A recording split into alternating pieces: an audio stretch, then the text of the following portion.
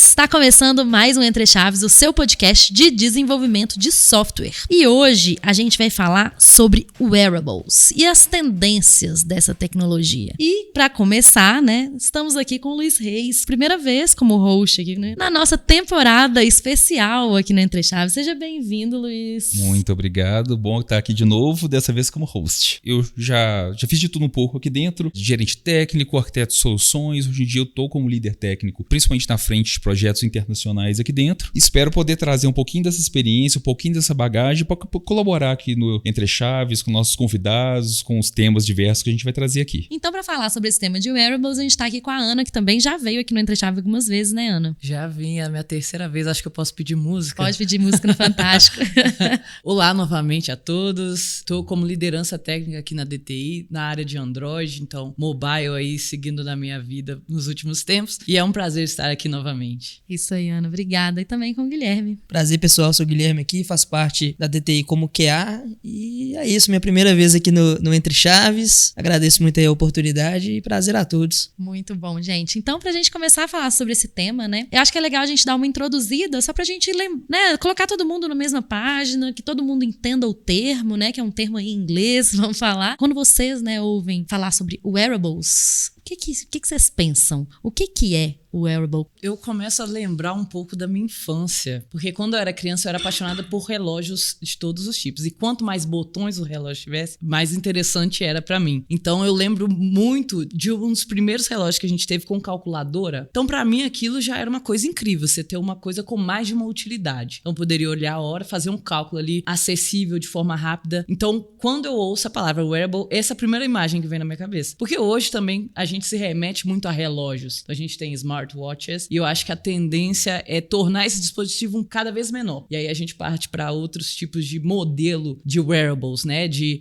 elementos que a gente usa no nosso corpo que facilitam a nossa utilização de tecnologias, a informação, acesso à informação e também coleta de dados. Então eu tenho um pouco essa construção do conceito na minha cabeça. Gente, ela destravou uma memória de infância aqui do relógio Agenda. Exato. Vocês lembram do relógio Agenda? Eu lembro. Eu não lembro, gente. Eu memória de não infância. lembro. Ai, eu sou mais velha que você, Ana. Eu não lembro, não. Mas hoje, então, né, quando a gente fala wearable, então, basicamente são dispositivos que a gente usa, né, assim. Mas a gente não tá falando só de relógio, né? A gente tem outros dispositivos que, sei lá, óculos também são considerados wearables, né? Sim. Quando diz wearables, assim, pra mim, a primeira coisa que vem na minha mente é a questão de entretenimento dos filmes, né? Desde antigamente, dos anos 90, tem bastante filme que tenta incluir já essa parte na área de ficção. Não precisa nem ser tão antigamente, recentemente mesmo. Tipo, a própria armadura do Tony Stark já é algo nessa pegada de wearable, né? E também pega bastante dessa parte de óculos de realidade aumentada, óculos de realidade virtual, os smartwatches, igual a Ana que disse. Agora que eu vejo uma tendência um pouco maior subindo nisso aí, os smart rings, né? Agora a Samsung lançou recentemente, né? O Isso. anel, né? Que mede também. Sim, então acredito que é bem nessa pegada mesmo, sabe? Sim. Eu acho que dá até pra gente expandir um pouco, né? E pensar em outras formas de vestir, digamos. Então a gente também tem fones de ouvido que buscam trazer uma interação maior do usuário. Então colaborar um pouco com como essa pessoa ouve, com essa questão de bloqueio de ruído. Então às vezes é um bloqueio ativo. Então o fone gera um bloqueio ali pra ajudar a sua escuta em relação ao conteúdo que o fone tá provendo. Então a gente vê muita questão de roupas também, exoesqueletos, você vê atletas, pessoas com problemas de mobilidade, tendo aí elementos que vão tentar adaptar às necessidades dessas pessoas e também observar como é que é o comportamento dela utilizando esse tipo de dispositivo. Então, uma coisa que provavelmente a gente vai expandir bastante é em relação à saúde, né? Como que isso pode ser uma ferramenta para melhoria do nosso bem-estar. Pegando um gancho nisso que você falou, eu acho uma coisa interessante porque hoje, assim, a gente tem uma gama muito grande de wearables diferentes, assim, por exemplo, relógios. A gente tem relógios que você compra aí por 400, 500 reais. Tem relógios que hoje em dia a versão mais nova deles está custando quase 10 mil reais. Então, quando a gente começa a pegar essa extensão grande de preço, o que vocês podem dizer em relação a tipos de funcionalidade, eficiência, confiabilidade do que está ali? Como que a gente pode ter um breve comparativo disso? Então, eu acredito que para essas tecnologias vestíveis, as tecnologias wearables, vir ficar mais acessível para um público maior, né? O primeiro passo é você conseguir entregar o maior número de features úteis, né? Por menor preço possível. Eu vejo que hoje em dia os smartwatches já estão extremamente bem consolidados, então acaba que eu vejo o smartwatch já como um celular de pulso, porque ele tem já tudo que você precisa, acesso à internet, calculadora, GPS, né? Fora essas outras coisas assim de saúde, como conseguir medir a oxigenação do sangue, pressão e tudo mais, né? Mas para essas novas tecnologias que estão vindo, como o óculos e também o anel inteligente, né? Eu acredito que a primeira coisa assim que eles devem conseguir fazer para agregar isso para maior público é questão de valor, diminuir um pouco o valor em questão disso, né? E também entregar um nível de mais features, né? Vamos pôr assim, mais funções para essas tecnologias. Eu vejo que em questão do smartwatch, que como eu disse, já é o que está mais consolidado, a gente vê que smartwatches, talvez uma faixa de preço de 200, 300 reais, eles têm a base do que um smartwatch deveria ter, questão de monitoramento do sono, saúde e tudo mais, mas às vezes não vem um GPS. Em questão de smartwatches também um pouco mais caros, como Galaxy Watch mais recente, ele já vem tudo que você precisa, igual eu disse, também parece mais um telefone de bolso do que agora só um relógio, somente um relógio, né? Vem tudo que você tem no telefone também no seu pulso agora. Toda certeza. Aproveitando isso aí, acho que muito do que você disse é que basicamente os dispositivos mais acessíveis são os que têm as funções básicas do que se espera de um wearable. Então, eu acho que o objetivo inicial dos wearables era realmente facilitar o acesso a certos tipos de informação e muitas das vezes voltada à saúde. Então, por exemplo, uma pessoa enferma, para ter acesso à frequência cardíaca, pressão arterial, muitas vezes precisava ter acesso a um enfermeiro, a um profissional da saúde para ter essa coleta de dados. Então, acho que o primeiro ponto foi facilitar isso, né? Então, a gente considera esses equipamentos de medição como os equipamentos mais básicos. Então, esses elementos, né? Essas tecnologias mais acessíveis tendem a ter esses elementos. E com diferentes tipos de acurácia. Porque se você olhar, dependendo da marca, dependendo do fabricante ali, do modelo, a gente tem diferentes valores. Você pode estar na mesma situação, usar diferentes dispositivos e obter dados diferentes. Porque eu acho que a gente peca ainda um pouco na padronização. E essa padronização afeta também nessa questão da precificação. Eu vou colocar diversas features ali no meu smartwatch, no meu smart ring, e como que eu vou delimitar ali o que é útil, o que vai influenciar na medição de outros dados, na usabilidade do usuário. E quanto mais coisas forem colocadas, mais isso vai ter que ser levado em consideração, mais complexo vai ser desenvolver esse dispositivo, e isso vai refletir no custo dele e na nossa forma de aquisição, sem dúvidas. Imagino que quanto mais, né, quanto maior a qualidade das peças, né, assim, tudo isso influencia, né, em precisão, no quanto, né, o negócio é confiável, como o Luiz falou, né, então isso influencia diretamente no preço. Eu tava olhando aqui agora o Galaxy Ring, né, que é o mais recente, acredito eu, R$3.000, mais de R$3.000, é um preço caro, mais caro que um smartwatch. Aí fico pensando, por quê? Porque afinal um smartwatch, pelo menos eu tenho uma telinha, sei lá, eu posso ler meu WhatsApp, fazendo uma análise completamente superficial aqui, não me pareceu valer o preço. Mas talvez por que tem esse preço, né? Talvez por ser um dispositivo menor também, né, e aí eu tenho que ter, né, um trabalho ali de otimização ou de, enfim, não sei, né, do que precisa de ter naquilo ali, naquele dispositivo, para que ele faça medidas precisas e me dê resultados satisfatórios, né, num dispositivo tão pequeno. Acredito que também um dos motivos desse preço é a questão de exclusividade, né? Por ser com certeza. Por ser uma tecnologia totalmente recente, assim, não é? Muitas empresas que fizeram um anel inteligente, eu sei que tem Oura e agora a Samsung, conheço só essas duas, mas por ser também um dispositivo extremamente exclusivo, acredito que esse seja um motivo aí também do grande valor que tem, né? Com certeza. E aí, levando ainda esse lado da otimização, também todo o design por trás de se ter um anel que possa fazer a medição, coleta de dados. E também eu acho que os wearables têm um valor importante na questão de alertas, né? Dessa interface com o usuário em comunicar alguma coisa. Então, por exemplo, você pode ter um smartwatch que vibra quando você tem uma queda de pressão. Então, você ter isso no anel junto com um sensor de pressão arterial e tudo mais, pode tornar mais complexo ainda você conseguir criar um design efetivo para um dispositivo desse tamanho. Em 2021, antes de ter a vacina para Covid, eu peguei a Covid e fui monitorando pelo meu relógio a saturação do oxigênio. E fui vários dias monitorando, até um dia que eu tava sentindo muito mal, eu fui olhar a saturação e o relógio não tava conseguindo mais medir a saturação. E aí eu falei assim, né? Ferrou. Aí eu falei, eu preciso ir pro hospital agora.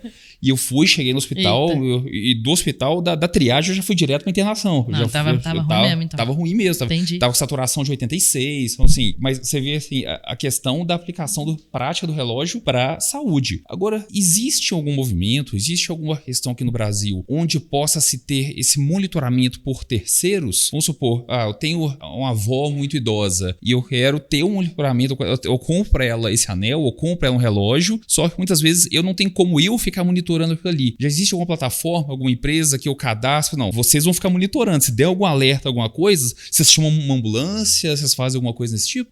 Eu creio que essas fabricantes de smartwatches mais populares, como Samsung e Apple, elas permitem que por meio do aplicativo que faz a integração com o seu smartwatch ou o dispositivo wearable, você consegue selecionar uma gama de contatos para ser alertados em determinadas situações. Então, queda mesmo, uma pessoa idosa caiu em casa. Então, eles conseguem ter um alerta porque o dispositivo identificou uma mudança brusca ali no movimento da pessoa. Teve uma queda de pressão. Um equipamento que eu acho que é até mais difundido no Brasil em questão de saúde são aqueles dispositivos de medição de glicemia, que você normalmente coloca no braço, tem uma agulhinha que fica ali medindo a glicemia no sangue, e esses são muito importantes para a questão de alerta, né? Então, porque uma queda glicêmica é muito grave, né? Então tem que ter um socorro rápido. No Brasil não é tão comum, a gente tem o SUS, né, como um sistema unificado, mas ainda a gente peca um pouco no armazenamento de dados e no uso inteligente dessas informações. Se você olha o uso de dispositivos wearables nos Estados Unidos, por exemplo, lá é estimado que cerca de metade da população usa algum tipo de wearable. Então, para eles, para o sistema de saúde deles, é uma figura muito importante de fazer esse monitoramento externo. Às vezes uma pessoa enferma, precisa de um acompanhamento do médico. Então, o médico receber esses alertas, o médico ter acesso a uma tabela de dados que mostre, por exemplo, o comportamento da pessoa em uma semana, situações que ela se submete, como que o corpo dela reage. Então, eu acho que é um ponto importante que a gente deveria procurar evoluir mais no Brasil. Aproveitando até esse gancho da medição de glicemia, como você disse, e os wearables, ele entra até num ponto também de questão de conforto para o usuário, porque, por exemplo, é muito mais confortável e prático nesses aparelhos de medição de glicemia você aplicar ali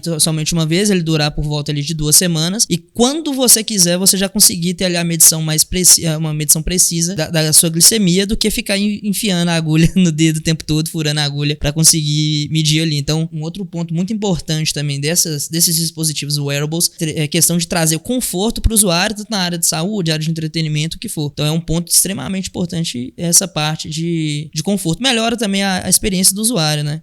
Por falar em conforto, me veio uma outra coisa em mente aqui. Quando a gente fala de wearable, a primeira coisa que a gente pensa, negócio celular é relógio, agora tem o anel, obviamente vem na mente os óculos inteligentes, né? Eu tive a chance em 2014 de experimentar o Google Glass. Eu acho assim, eu esperava mais. Eu acho assim, ele não funcionou como eu esperava que funcionaria. E eu não tive a chance de usar o mais recente, que é o Apple Vision. Mas quando eu vejo as imagens que eu vi, aquele trambolho na cabeça não parece ser uma coisa tão confortável. Eu queria saber se vocês tiveram a chance de usar, dessa questão da usabilidade, do quanto é importante a aplicação da experiência do usuário quando a gente vai pensar num wearable. Assim, eu tive a oportunidade de utilizar o Apple Vision, mas eu não utilizei tempo suficiente para sentir um desconforto, foi cerca de 1h30, 2 horas. Mas o maior desconforto que eu vejo, por exemplo, desses óculos de realidade virtual, principalmente o Apple Vision, que foi o mais recente que eu utilizei, é questão para quem tem alguma deficiência visual, seja miopia, astigmatismo.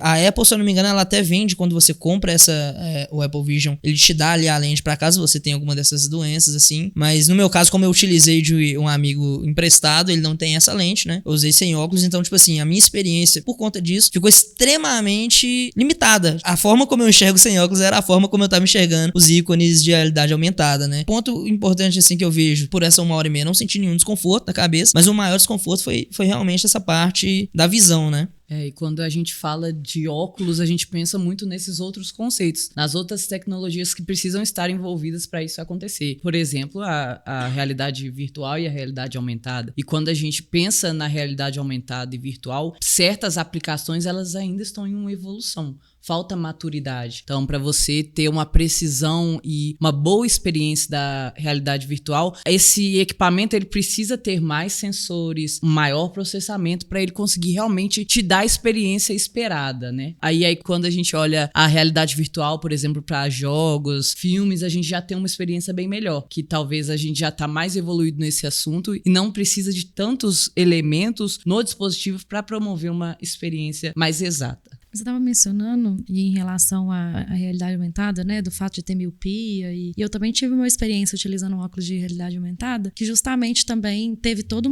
um ajuste, né, anterior, para eu não precisar usar óculos e conseguir realmente ver exatamente como eu vejo, né, assim, com óculos. Eu achei que foi bem interessante, assim, não, na hora eu falei assim, agora eu uso óculos, como é que vai ser? E foi legal, assim. O que eu fico muito nesse negócio dos óculos, como o Luiz falou em relação ao conforto, é justamente que me parece que eles são muito trambolhos ainda. E essa história da miniaturização, né, das coisas acaba deixando mais caro e menos acessível. Não que os óculos sejam acessíveis, né? A gente possa até procurar aqui agora quanto que é. O Apple Vision tá chegando no Brasil por R$30 mil. Aí, imagina, só isso aí. Óculos. Exatamente, assim, zero acessível, né? E aí a miniaturização disso torna ele menos acessível ainda. Então eu fico realmente, assim, às vezes meio cética. Assim, claro, gente, que o smartwatch eu acho que popularizou demais. Mas agora, eu vejo esses outros, eu sou um pouco cética às vezes de que esses outros vão chegar, sabe, assim, num lugar de serem tão acessíveis e de realmente romperem uma bolha de ser só os early adopters exclusivos e que querem comprar porque acreditam nessa exclusividade ou acreditam que é muito legal, que eu sou legalzão porque eu tenho, sabe? Eu fico... Eu vejo que para essas tecnologias mais recentes se popularizarem, principalmente o óculos de realidade aumentada, que todos esses óculos a gente vê realmente é um trambolho na sua cara, né? Você vê próprio no Apple Vision, na época que ele saiu, teve bastante gente reclamando justamente do peso dele ficar ali no seu nariz e tal. Então, um dos principais pontos para essas tecnologias mais recentes, wearables, se popularizarem é justamente ficar mais acessível, de ter essa diminuição de preço, ser mais acessível para mais pessoas, né? 3 pontos, na verdade, né? Conforto, acessibilidade e valor também acessível. Caso uma tecnologia, por exemplo, como o Apple Vision, vinha atender esses 3 pontos, assim, eu acredito que a popularização dele vai ficar bem mais prático, que foi o que aconteceu com o Apple Watch.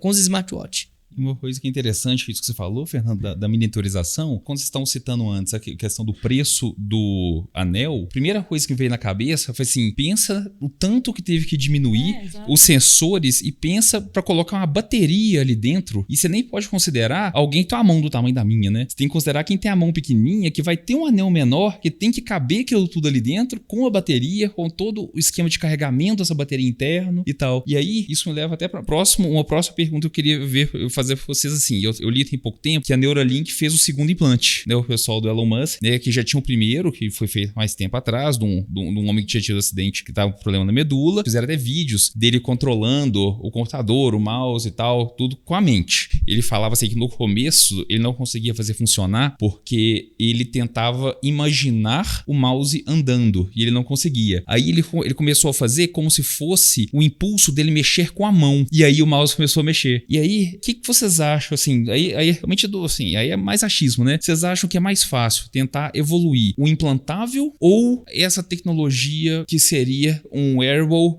ligado ao sentido da visão? Eu acho que um pouco dos dois. Eu acho que nós vamos precisar de uma evolução em conjunto. A questão dos implantáveis é uma questão até delicada ainda, né? A gente tá muito imaturo nesse sentido, porque tem uma questão ética, uma questão de como implantar, onde implantar, como que isso pode influenciar na vida dos usuários, mas eu creio que muita coisa só vai evoluir a partir do momento que a gente tiver uma forma mais direta de interagir com esses dispositivos, que eles não sejam tão passivos. Então, essa questão, por exemplo, do sentido da visão, a gente tem dispositivos que buscam causar algum tipo de melhoria, causar algum tipo de adaptação para que melhore aquele sentido da pessoa. Eu acho que um exemplo mais real que a gente tem hoje, que não liga tanto aos implantáveis, mas carrega um pouco dessa questão da acessibilidade, da adaptação, é o último AirPods, o AirPods Pro 2, que ele foi lançado na última convenção da Apple com algumas funcionalidades. A Hearing Aid, Hearing Test e Hearing Protection. Então, o objetivo desse fone é, primeiro, com o Hearing Test, testar a audição do usuário. Então, ele tem um software no iPhone, junto vai vir aí no iOS 18, para conseguir fazer um teste da audição desse usuário e adaptar o efeito sonoro do AirPods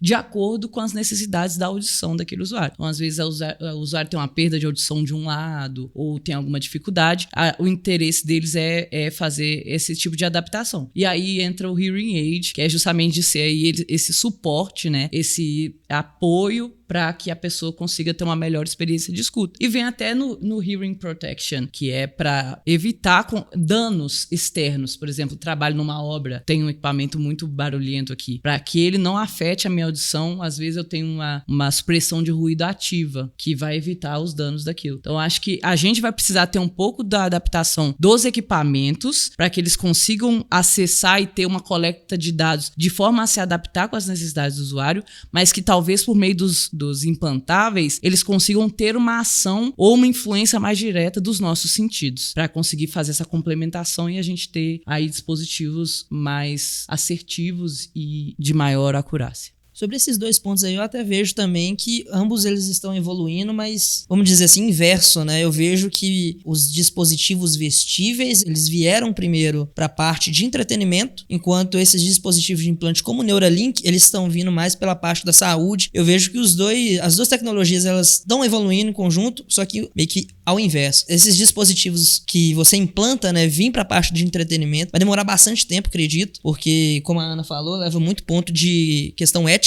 mas a gente já vê um avanço bem grande em questão para a área da saúde, principalmente para ajudar as pessoas paraplégicas ou tetraplégicas nesse sentido. Imagina, depois, tipo, a pessoa já tem um exoesqueleto, ela controla junto com o Neuralink esse exoesqueleto, volta a andar provavelmente, né? Então, tipo, isso já pensando muito no futuro, mas eu acho que já é uma ideia muito boa, sabe? Eu fiquei pensando, né, na hora que você falou do negócio da Neuralink, eu também vi a entrevista com esse cara. E a primeira coisa que eu fiquei bem preocupada, assim, claro que é um avanço gigante, mas acho que a gente ainda tá pouco maduro, né, como vocês falaram. Mas é um avanço gigante, assim. Primeiro, uma preocupação muito grande que me veio foi sobre privacidade de dados, né. Assim, acho que é um desafio já com wearables, imagina, a gente pode entrar nesse ponto. E aí eu imagino com implantáveis, assim, vira um negócio que poxa, e aí? Quais são os dados que estão sendo coletados aí em relação a que eu tô pensando, né, vira um negócio que com certeza de forma legislativa ainda não estamos prontos para lidar, né?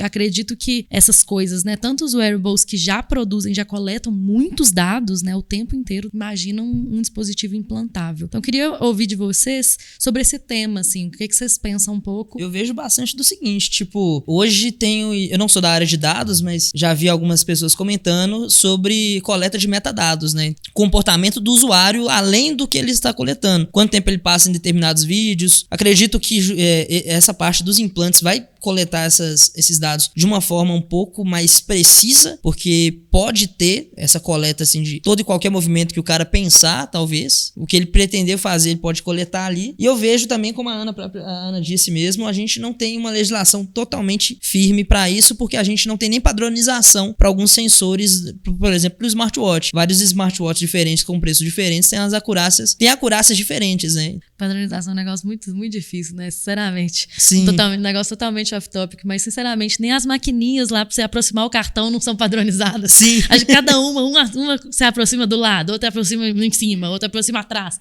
Tomar banho. Sem brincadeira. Exatamente. Como é que pode isso, gente? As maquininhas não são padronizadas onde você aproxima o cartão. E é muito da tecnologia, isso é tão natural da tecnologia, porque, por exemplo, começa a se estudar wearables, e aí diversas empresas começam a fabricar, e aí vai chegando coisas... É uma corrida também, né? Exato, vão chegando coisas que você não imagina ser possíveis. E aí, nesse ponto, a lei precisa correr atrás do que existe, não o contrário. Sim, o que existe sempre. não precisa se adaptar à lei, precisa, né? Mas acaba não se adaptando sempre, porque às vezes os órgãos legislativos não sabem como fazer ali a avaliação dos dispositivos, como que ele vai monitorar como esses dados vêm trafegando. Então, essa questão da privacidade é um assunto que precisa ser abordado toda vez que a gente fala de wearables, porque ele tem acessos a informações que nós não somos capazes de obter sozinhos. Então, a sua frequência cardíaca, a sua pressão, por onde você andou, quantos passos você deu. Então, tem algumas informações sensíveis, como localização. Existem alguns dispositivos inteligentes, por exemplo, marca-passos, que você pode alterar a frequência cardíaca por meio de dispositivos externos. Então, imagina a pessoa conseguir invadir ali o sistema e fazer a alteração de como que funciona o marca-passo de uma pessoa. Então, a gente ainda está muito sujeito a invasões por não conhecer e não ter descrito as barreiras que existem nessa tecnologia. Eu li sobre um caso nos Estados Unidos, uma família usava smart bands, smart watches, e eles faziam a conexão com a casa. Então, toda a automatização residencial era conectada com a smartwatch. Quando um hacker invadiu, ele conseguiu ter acesso à casa por meio da smartwatch. Então, a gente tem muito essa questão de como é feita a autenticação, como é feito o acesso, como é feita a transmissão de dados, como é que esses dados são coletados e armazenados por esses órgãos externos. Como a gente tinha mencionado antes, nos Estados Unidos, smartwatches são amplamente utilizados para a questão de saúde. Mas como é que esses dados saem e chegam lá? Por exemplo, no banco de dados de um hospital. Como é que é feita a interface? É possível ter, no meio do caminho, algum elemento que vai conseguir invadir? A maioria dos dispositivos eu garanto que não são. E existem já regras nos Estados Unidos muito mais estabelecidas em relação a isso. Precisa ter autenticação, precisa criptografar, precisa ter protocolos, precisa ser tudo muito bem definido para que, quando haja uma invasão, além de você saber possíveis formas de isso ter acontecido, você saber a que condições que aquele dispositivo estava submetido, para saber quais ações você pode fazer para remediar e para, circular essa situação e evitar que ela aconteça novamente. O que acontece no Brasil hoje, a gente vê que a LGPD ela sempre adiciona um parágrafo para novas tecnologias. Então, a gente tem lá as regras para uso da internet, para exposição de dados, para transfusão de dados, e aí quando lança uma tecnologia nova, a primeira coisa que eles fazem, isso vale para isso. Então, existe um adendo lá no LGPD que fala que as regras que a gente tem para acesso de dados do LGPD se aplica ao wearables. Só que como que a gente está fazendo o monitoramento? Como que a gente sabe que o que a gente usa é autenticado e tudo mais? Então, o mínimo que a gente tem que saber quando a gente vai usar o wearable é que, de acordo com o LGPD e com a maioria das regras de acesso aos dados do mundo, a gente tem que ter autonomia aos dados que são produzidos por nós. Então, a gente tem que autorizar esses dados a ser coletados, a gente tem que conseguir remover esses dados a qualquer momento, a gente tem que autorizar se esses metadados, por exemplo, que são, quanto você anda, em média, de acordo com a sua idade, quantos passos uma pessoa dá nesse intervalo de tempo. Isso também precisa ter autorização. Então, acho que muito parte também de nós termos a consciência como usuários daquilo que a gente tem direito quando a gente adquire um dispositivo desse tipo. Concordo total. E aí você falou sobre hackear, né? Imagina você conseguir hackear, né? Você falou da casa, mas falando do marca-passo. E aí quando a gente fala desses implantáveis, né? Imagina esses chips, por exemplo, da Neuralink, você consegue hackear. O que você pode fazer, né? Assim, não sei, você vai manipular o que é, né? Enfim. Você vai ver o que o cara tá vendo. Vai ver o que o cara... o que vai acontecer. É muito difícil até da gente, né? Enfim, eu concordo 100% com o que você falou, Ana, em relação... A gente aqui no Entre Chaves fala muito sobre, quando a gente fala sobre legislação e segurança, o quanto, né, a legislação ela é atrasada em relação ao que acontece, né? Então a gente é sempre reativo demais, né? E é isso, a gente tem sempre que ficar correndo atrás aí do que é das grandes inovações para conseguir criar regulamentações para isso funcionar para o grande público. Em relação ao desenvolvimento de softwares, aplicativos para wearables, vocês já tiveram algum contato, tiveram alguma chance de ver isso de perto, conhece alguém? Eu fiquei curioso um pouco assim, por exemplo, para desenvolver um aplicativo para o Apple Watch. Beleza, tranquilo, vai ser o mesmo framework que se utiliza para iOS, mas para essa outra gama de wearables que a gente tem, se algum dos nossos ouvintes aí quiser entrar nesse mundo, eu quero desenvolver para wearables, eu quero integrar wearables com IoT, eu quero desenvolver uma plataforma que eu vou coletar dados de wearables para processar e usar a inteligência de dados em cima disso. Se algum dos nossos ouvintes quiser ir para esse caminho, qual o caminho seguir, de onde partir? O primeiro ponto é saber que existem sistemas operacionais para dispositivos wearables. Por exemplo, quando a gente fala de smartwatches, a gente tem a Wear OS e a gente tem a Watch OS. Então, basicamente, Google e Apple, como sempre, ali dividindo o pódio entre isso. E quando você fala dos sistemas operacionais, então você tem que ter justamente esses frameworks nos quais a gente consegue desenvolver uma aplicação que vai ser possível de ser instalada e utilizada nesses diferentes tipos de sistemas operacionais. Então, por exemplo, para você desenvolver uma aplicação para um Samsung Galaxy, por exemplo, você provavelmente vai ter que lidar com o Wear OS, mas você vai conseguir desenvolver, por exemplo, em Kotlin para o Android, por exemplo, e para o WatchOS a mesma coisa, o Swift para dispositivos da Apple. Então, precisa ter esse conhecimento e também como esses dispositivos vão permitir que você instale uma nova aplicação. Será que tem um modo desenvolvedor? Será que a gente consegue de alguma forma acessar o sistema operacional de forma a instalar? Será que existem fabricantes cuja tecnologia permite que a gente consiga ter essa autonomia de saber o que eu quero instalado no meu smartwatch? Existem cursos, inclusive, existem plataformas do MIT que incentivam você a criar seu próprio wearable. Então, você compra uma gama de sensores e tenta criar alguma coisa, por exemplo, ver quando você comprime um músculo. Então, é uma forma acessível, você consegue desenvolver aplicações para smartwatches, como smart rings e outras tecnologias ainda são muito novas, muito novas, a gente ainda não entende muito bem como fazer o desenvolvimento, mas para smartwatches e outros dispositivos que você consegue criar, existem já frameworks, documentações e formas de desenvolver aplicações para esses dispositivos. Nessa parte eu fico pensando como QA testar esses... E isso entra no ponto da acessibilidade também. Esses aplicativos para wearable, porque questão de acessibilidade, são vários tamanhos de tela diferentes, além de tamanhos, formatos diferentes também para testar. Então ter uma device farm provavelmente para esses dispositivos wearables para garantir que o aplicativo que a gente está desenvolvendo tá com qualidade, né? Na maior parte dos dispositivos deve ser uma loucura. Eu ainda não tive a oportunidade de trabalhar como que é em algo wearable, né? Mas eu fico pensando justamente nessa parte, porque telefone é um pouco já padronizado, né? A tela vai ser quadrada, muda ali a quantidade de polegadas e tudo mais. Mas em questão de smartwatches já muda bastante. Questão de formato, tem uns que são redondos, outros quadrados, até triangular já. Então eu fico pensando muito nessa parte como que é, sabe? E o smartphone hoje é padronizado, né? No passado talvez era menos. Sim, hoje... Né, talvez a tendência é essa que igual a gente estava falando, né? Das padronizações.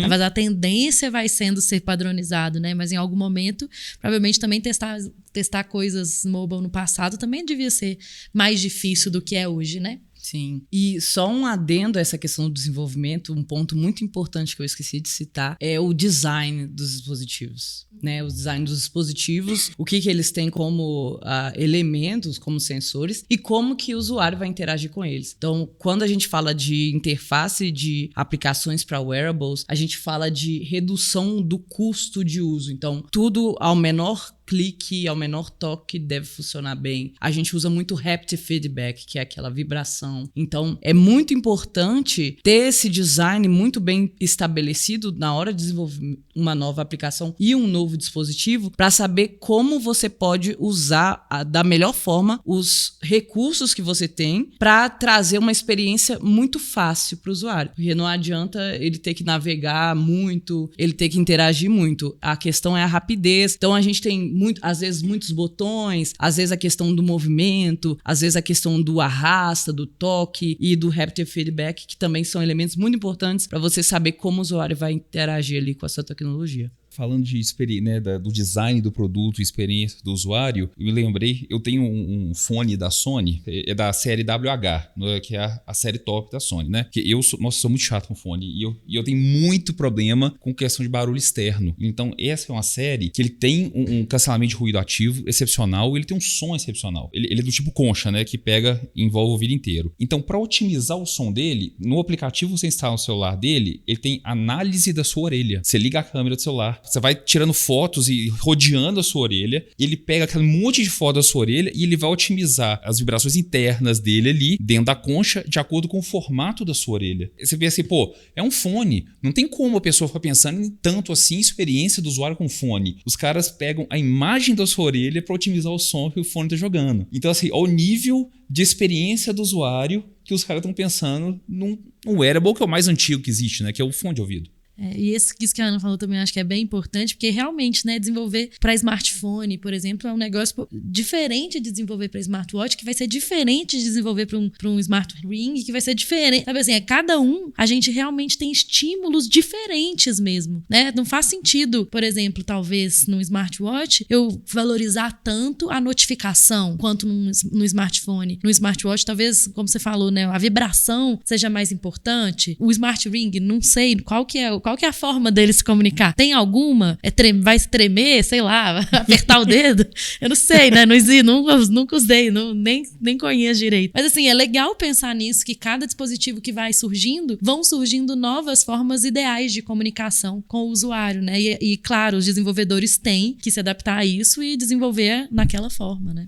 Eu, em 2012, eu tive a chance de participar de um projeto que era de sistema embarcado, desenvolvendo para Arduino, esse tipo de coisa. E uma coisa que você pensa assim, muda um monte de paradigma, porque a gente estava acostumado já a desenvolver aplicações web, coisas grandes, bancos de dados e tal, e de repente porque, você tem às vezes você não tem que pensar mais, né? Assim, quando você está falando de um sistema web, até de um smartphone hoje, né? Muitas vezes, você não tem mais que ficar fazendo otimização, né? De utilização. Você não pensa, vou usar uma lista, vou usar um array, porque o array isso, a lista. Não.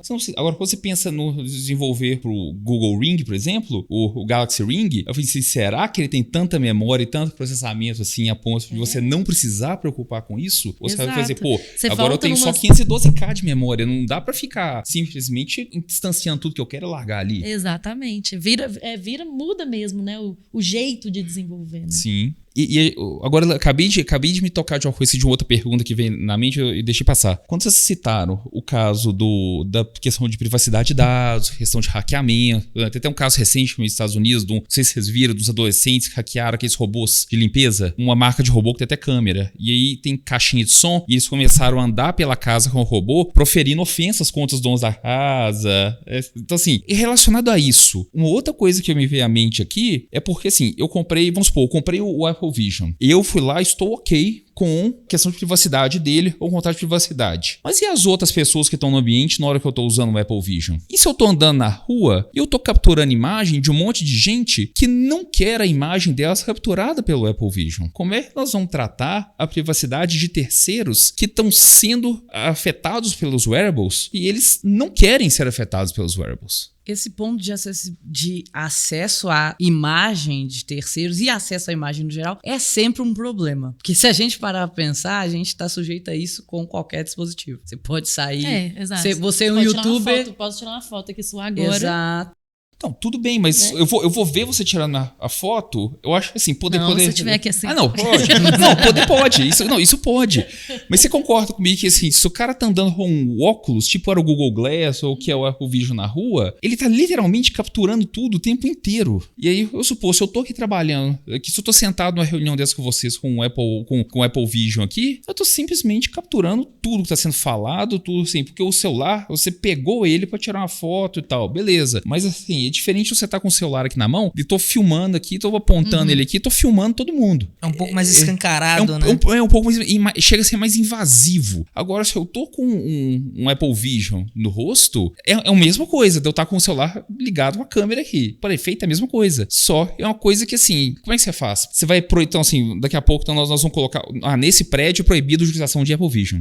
No supermercado, não é permitido entrar no supermercado com Apple Vision. Sabe? Tipo assim, com óculos, com wearables de tipo de imagem. Eu acho assim, bem provável que no primeiro momento se populariza uma tecnologia dessa de um wearable do tipo óculos, isso é uma coisa que pode ter uma implicação grave do ponto de vista de dados. Com certeza. No ponto de vista social, comportamental. Será que as pessoas vão se sentir seguras de fazer o que querem, andar como querem? Assim, claro, dentro da sua liberdade. Mas com o risco de estar sendo filmada sem saber, a gente já corre esse risco, mas esse risco pode se tornar cada vez mais grave, porque pode ser realmente imperceptível que a pessoa tá ali sujeita a essa situação. E aí tem dois vieses. Tem esse viés que é realmente a sua imagem estar veiculando sem você ter nenhum tipo de dica indica que você está sendo observado. E tem os pontos onde a aplicação disso pode ser útil até certo ponto. Um tipo de wearable que às vezes a gente não testou são câmeras corporais, que você consegue obter os dados em tempo real de forma externa.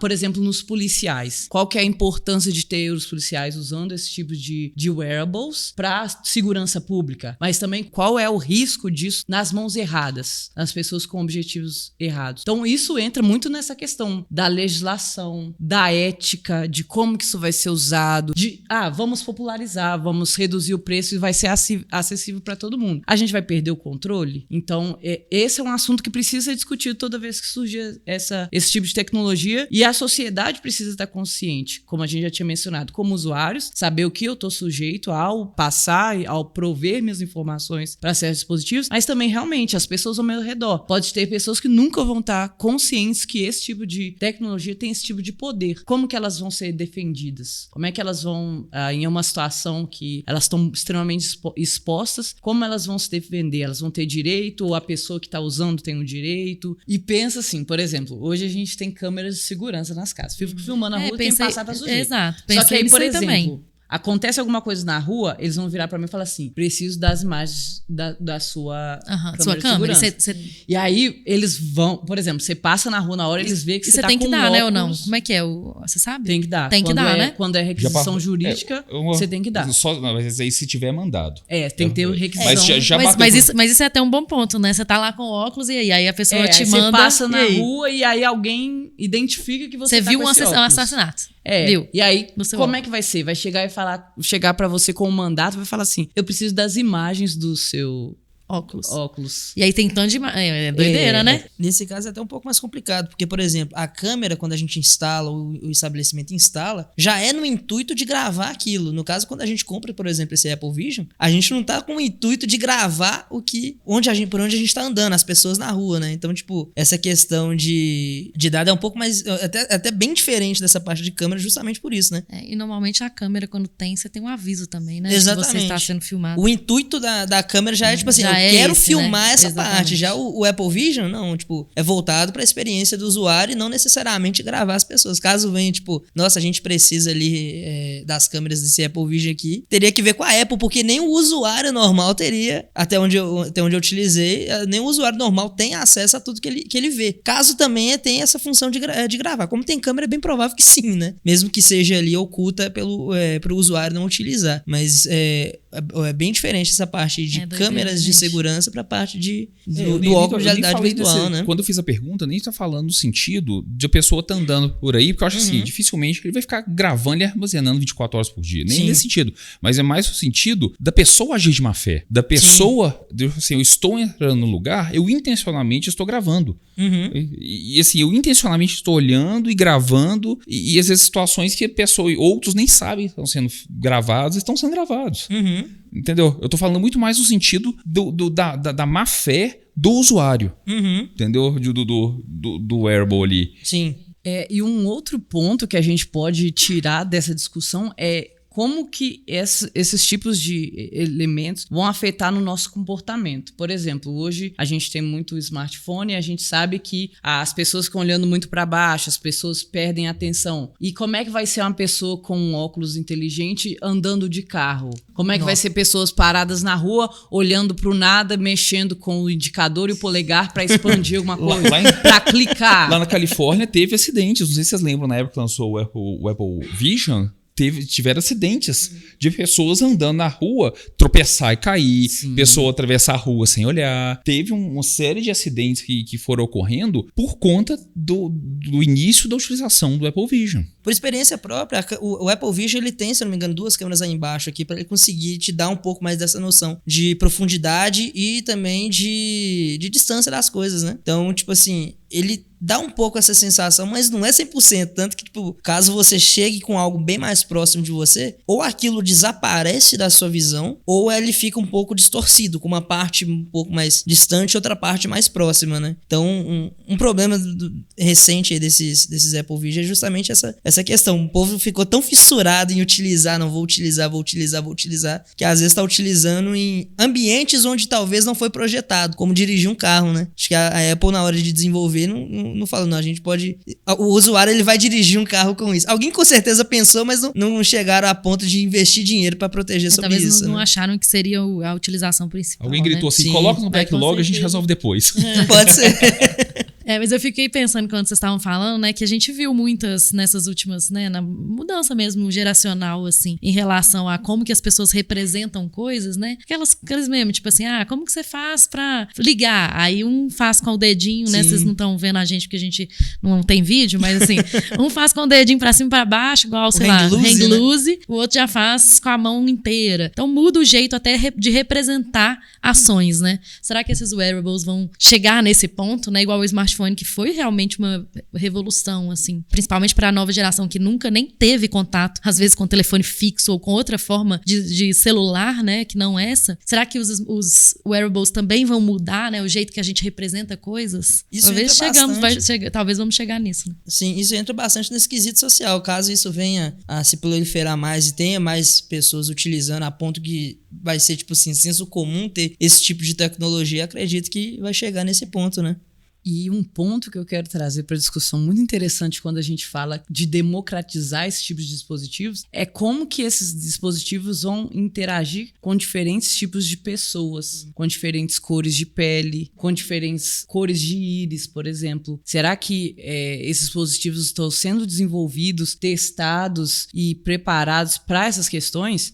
Uma coisa que me faz levantar esse questionamento é que os smartwatches hoje em dia têm um viés racial. Então a gente tem um sensor que chama fotopletismográfico, que ele usa o infravermelho para poder captar esses dados de fluxo sanguíneo, de oxigenação, e ele usa a reflexão desse infravermelho. Só que a gente tinha até comentado aqui no começo, a melanina da pele, ela vem em uma forma de absorver, assim como um tecido preto, de absorver a luz. Então, a reflexão, né, esses dados, eles não são igualmente propagados e coletados. Então, vai virar vamos democratizar isso, então as pessoas daqui para frente, a gente vai medir a pressão de todo mundo, vai captar esses dados. Você vai fazer seu tratamento oncológico, por exemplo, com base nos dados de uma smartwatch. Só que se você é uma pessoa negra, será que seus dados estão sendo coletados da forma ideal? Será que os equipamentos estão preparados para lidar com esse tipo de variável? Como que isso está sendo feito? A gente tem pensado, a gente tem testado? Então, esse é um ponto também que envolve o social e a ética, que é um ponto que já é a realidade e que a gente precisa tratar com prioridade aí no desenvolvimento de tecnologias. Total. A gente tem uma série de episódios aqui no Entre Chaves que a gente fala um pouco sobre algoritmos racistas e o quanto que essas coisas impactam, né, no desenvolvimento. E, de fato, tem inúmeros casos,